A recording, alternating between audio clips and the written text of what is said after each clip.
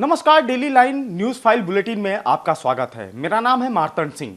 News file के इस evening bulletin में हम आपको बताएंगे कि तीसरे चरण के मतदान में क्या कुछ खास रहा, किस राज्य की किस सीट पर कितनी वोटिंग हुई।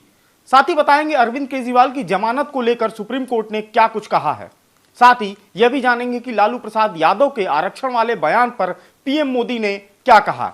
इसके अलावा बताएंगे पुतिन के शपथ ग्रहण का दुनिया भर के कई देश क्यों कर रहे हैं विरोध। लेकिन उससे पहले नजर डालते हैं आज की हेडलाइंस पर। यूपी की 10 और देश भर की 93 सीटों पर शांतिपूर्ण ढंग से मतदान संपन्न। डिंपल यादव, अमित शाह, शिवराज सिंह चौहान सहित कई मंत्रियों और पूर्व मुख्यमंत्रियों की किस्मत ईवीएम में हुई कैद। दिल्ली शराब घोटाले मामले में अरविंद केजरीवाल की अंतरिम जमानत पर फैसला सुरक्षित। अदालत ने केजरीवाल से कहा, अगर जमानत मिलती है तो ऑफिशियल ड्यूटी से दूर रहना होगा। सलमान खान फायरिंग केस में एक और गिरफ्तारी। रेकी में मदद करने वाले को क्राइम ब्रांच ने राजस्थान से किया गिरफ्तार। अब तक इस मामले में हुई 5 गिरफ्तारियां। जम्मू कश्मीर के कुलगाम में सुरक्षा बलों और आतंकियों के बीच मुठभेड़। लश्कर के टॉप कमांडर सहित 2 दहशतगर्द ढेर। लालू प्रसाद यादव ने फिर छेड़ा पूर्ण मुस्लिम आरक्षण का राग। पीएम मोदी ने किया पलटवार, बोले एससी, एसटी और ओबीसी तय करें इंडिया गठबंधन के लोगों का भविष्य। अब शुरू करते हैं आज की बड़ी खबरों का सिलसिला विस्तार से। आज दिन भर की सबसे बड़ी खबर तीसरे चरण के मतदान के अपडेट से जुड़ी है। आज यानी 7 मई को 10 राज्यों और 1 केंद्र शासित प्रदेशों की 93 लोकसभा सीटों पर वोटिंग हुई। चुनाव आयोग के आंकड़ों के मुताबिक दोपहर 3 बजे तक 53.60% वोटिंग हुई। सबसे ज्यादा पश्चिम बंगाल में 63.11% वोटिंग हुई और सबसे कम महाराष्ट्र में 42.63% लोगों ने वोट डाले। बात यूपी की करें तो यहां 10 सीटों पर कुल 46.68% वोटिंग 3 बजे तक हुई। सबसे ज्यादा संभल में 52% से ज्यादा और सबसे कम फिरोजाबाद में 43.67% वोटिंग हुई। संभल में पुलिस ने लाठीचार्ज भी किया। पुलिस ने लोगों को दौड़ा दौड़ा कर पीटा। पुलिस का कहना है कि सभी मतदान को प्रभावित करने की कोशिश कर रहे थे, इसलिए उन्हें हल्का बल प्रयोग करना पड़ा। फिरोजाबाद पुलिस ने 42 फर्जी वोटरों को पकड़ा है। मैनपुरी में भाजपा कार्यकर्ता पर अज्ञात लोगों ने हमला कर दिया। इसमें कार के शीशे टूट गए। हालांकि किसी को चोट नहीं आई है। वहीं सैफई में सपा प्रमुख अखिलेश यादव ने पत्नी डिंपल यादव के साथ मतदान किया। वहीं अगर आज के मतदान को लेकर देश भर की बात करें तो बिहार में वोटिंग के दौरान पीठासीन अधिकारी और होमगार्ड जवान की मौत की खबर भी सामने आई। छत्तीसगढ़ के जशपुर में मतदान करने पहुंचे एक बुजुर्ग वोटर की भी मौत हो गई। वहीं पश्चिम बंगाल में मुर्शिदाबाद के भाजपा कैंडिडेट और टीएमसी समर्थक के बीच भी झड़प हुई। दूसरी बड़ी खबर दिल्ली शराब घोटाले केस को लेकर है। दिल्ली शराब घोटाला मामले में जेल में बंद सीएम केजरीवाल की अंतरिम जमानत पर आज सुनवाई हुई। हालांकि सुप्रीम कोर्ट की बेंच बिना फैसला सुनाए ही उठ गई। सुबह 10:30 बजे सुनवाई शुरू होने के बाद लंच से पहले तक कोर्ट ने जमानत की शर्तें तय कर ली थी। लेकिन ईडी के वकील ने कहा कि केजरीवाल के पक्ष को 3 दिन सुना गया, ऐसे में उन्हें भी पर्याप्त समय मिलना चाहिए। अदालत ने जमानत का विरोध कर रही ईडी से कहा कि चुनाव चल रहे हैं और केजरीवाल मौजूदा मुख्यमंत्री हैं। चुनाव 5 साल में सिर्फ एक बार आते हैं। हालांकि अदालत ने केजरीवाल से कहा है कि अगर उन्हें जमानत मिलती है तो वो ऑफिशियल ड्यूटी से दूर रहेंगे और सरकार में दखलंदाजी भी नहीं करेंगे। हालांकि कोर्ट ने यह भी कहा कि अगर चुनाव नहीं होते तो अंतरिम जमानत का सवाल ही नहीं उठता था।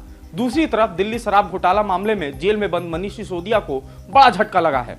सीबीआई मामले में मनीष सिसोदिया की न्यायिक हिरासत अब 15 मई तक बढ़ा दी गई है। अब बढ़ते हैं आज की अगली बड़ी खबर की ओर। और आज की अगली बड़ी खबर अभिनेता सलमान खान के घर के बाहर हुई फायरिंग वाले केस से जुड़ी हुई है। फायरिंग मामले में आज एक और गिरफ्तारी हुई है। इसी के साथ पुलिस ने अब तक इस मामले में कुल 5 गिरफ्तारियां कर ली है। क्राइम ब्रांच की टीम ने मंगलवार को 5वें आरोपी को राजस्थान से गिरफ्तार किया, जिसका नाम मोहम्मद रफीक चौधरी है।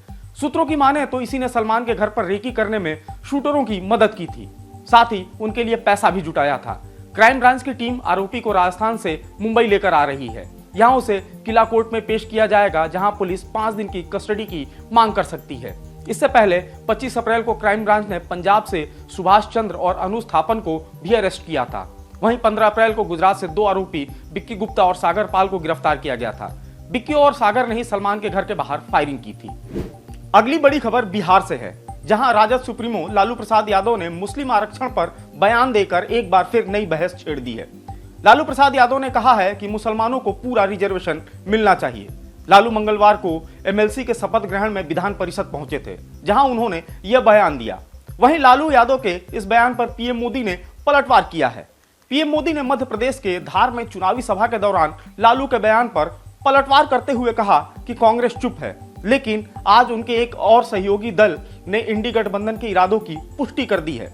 मोदी ने कहा कि लालू प्रसाद यादव के मुताबिक मुसलमानों को न सिर्फ आरक्षण मिलना चाहिए बल्कि पूर्ण आरक्षण मिलना चाहिए। मोदी ने निशाना साधते हुए कहा कि इसका क्या अर्थ है, ये लोग एससी, एसटी और ओबीसी समुदाय को मिलाकर सारा आरक्षण छीनकर मुसलमानों को पूरा आरक्षण देना चाहते हैं। बात करते हैं अगली बड़ी खबर की। अगली बड़ी खबर जम्मू कश्मीर से है। आज जम्मू कश्मीर के कुलगाम में मुठभेड़ के दौरान सुरक्षा बलों ने 2 आतंकवादियों को मार गिराया। मारा गया पहला आतंकी लश्कर का टॉप कमांडर बासित डार है। बासित पर 10 लाख रुपए का इनाम था। वह कश्मीर में कई लोगों की हत्या में शामिल रहा है। मारे गए दूसरे आतंकी का नाम फहीम अहमद है। वह ओवरग्राउंड वर्कर था जो आतंकियों की मदद करता था। हालांकि फहीम को लेकर अब तक कोई आधिकारिक जानकारी सामने नहीं आई है। एनकाउंटर के दौरान सुरक्षा बलों ने उस घर में ब्लास्ट किया जहां आतंकी छिपे थे। इससे घर में आग लग गई और मारे गए दोनों आतंकवादियों के शव बरामद कर लिए गए हैं। अधिकारियों का कहना है कि उन्हें रेडवानी पाइन इलाके में आतंकियों के छुपे होने की सूचना मिली थी। इसके बाद सोमवार देर रात तलाशी अभियान शुरू किया गया जो मुठभेड़ में बदल गया। रुख करते हैं आज की अगली बड़ी खबर की। रूस के राष्ट्रपति व्लादिमीर पुतिन ने आज 5वीं बार राष्ट्रपति पद की फिर से शपथ ली। शपथ के बाद पुतिन ने कहा, हम और मजबूत होंगे। हम उन देशों के साथ अपने रिश्ते मजबूत करेंगे जो हमें दुश्मन समझते हैं। मैं जनता का विश्वास बनाए रखने की हर संभव कोशिश करूंगा। रूस में 15 और 17 मार्च को हुए चुनाव में पुतिन को 88% वोट मिले थे। उनके विरोधी निकोले खार्तिनोव को सिर्फ 4% वोट मिले थे। वहीं व्लादिमीर पुतिन के शपथ ग्रहण का अमेरिका, ब्रिटेन और कई यूरोपीय देशों ने बहिष्कार किया है। पुतिन ने साल 2000 में पहली बार राष्ट्रपति पद की शपथ ली थी। इसके बाद से 2004, 2012 और 2018 में भी वे राष्ट्रपति बन चुके हैं। डेली लाइन के न्यूज फाइल बुलेटिन में फिलहाल इतना ही। आप सब्सक्राइब और फॉलो करते रहें हमारे डिजिटल प्लेटफॉर्म डेली लाइन को।